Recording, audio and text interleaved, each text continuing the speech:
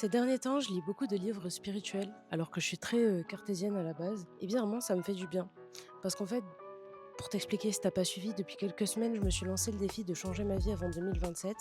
Et pour ça, j'ai décidé de faire les choses comme je les avais jamais faites auparavant. Et ce défi, il est positif parce que du coup, je m'ouvre à des manières de faire et de réfléchir que je prenais même pas en compte avant. Ces derniers jours, je suis tombée par hasard sur le livre Les 7 lois du succès spirituel par Deepak Chopra.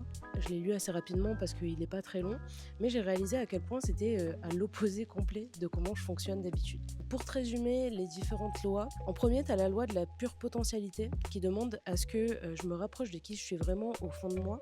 Tout ça par la méditation, par passer du temps dans la nature et être dans le silence. Et perso, je réalise que je prends jamais le temps de juste être, je suis toujours dans le faire. Ensuite, on a la loi du don qui demande à ce qu'on donne pour recevoir, qu'on donne toujours de l'amour, des bonnes pensées, de l'argent. Et pour recevoir à son tour, il faut donner. Moi, ce que je réalise, c'est que je le fais rarement quand il n'y a pas de problème. Par exemple, si j'ai un proche qui rencontre un problème, je vais l'aider, je vais lui envoyer des bonnes ondes, mais rarement quand tout va bien. Ensuite, on a la loi du karma qui indique que chaque choix a ses conséquences et que là où on en est actuellement, c'est la conséquence de tous nos choix précédents. Et un peu en lien avec la première loi, vu que je suis toujours dans le faire, parfois je le fais sans même me poser des questions de qu'est-ce que ça va avoir comme conséquence ou pas. Ensuite, on a la loi du moindre effort qui est assez claire dans son nom. Parce que plus on est à contre-courant, plus les choses sont compliquées. Par exemple, si on regarde la nature, les plantes, elles font pas forcément d'efforts pour grandir, etc. Et moi, perso, je suis toujours, mais alors toujours dans une lutte contre qu'est-ce qui m'arrive parce que je veux changer ma vie, je veux que ça change. Et je prends la responsabilité de tout ce qui m'arrive à un point où c'est néfaste. Et en fait, je suis toujours dans l'effort. Ensuite, on a la loi de l'intention et du désir qui indique qu'il faut implémenter une intention précise dans ce qu'on fait, sans pour autant le désirer à chaque instant. Genre, une fois que tu as posé l'intention, tu laisses faire l'univers.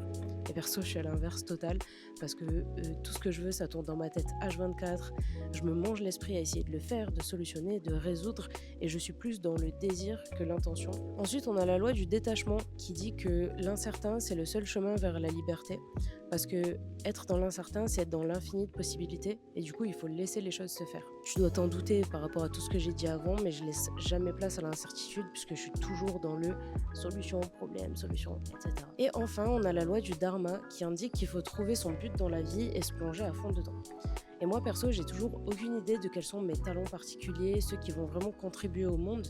Alors, j'ai pas mal de choses que je sais faire, mais est-ce qu'on peut vraiment qualifier tout ça de talent inné?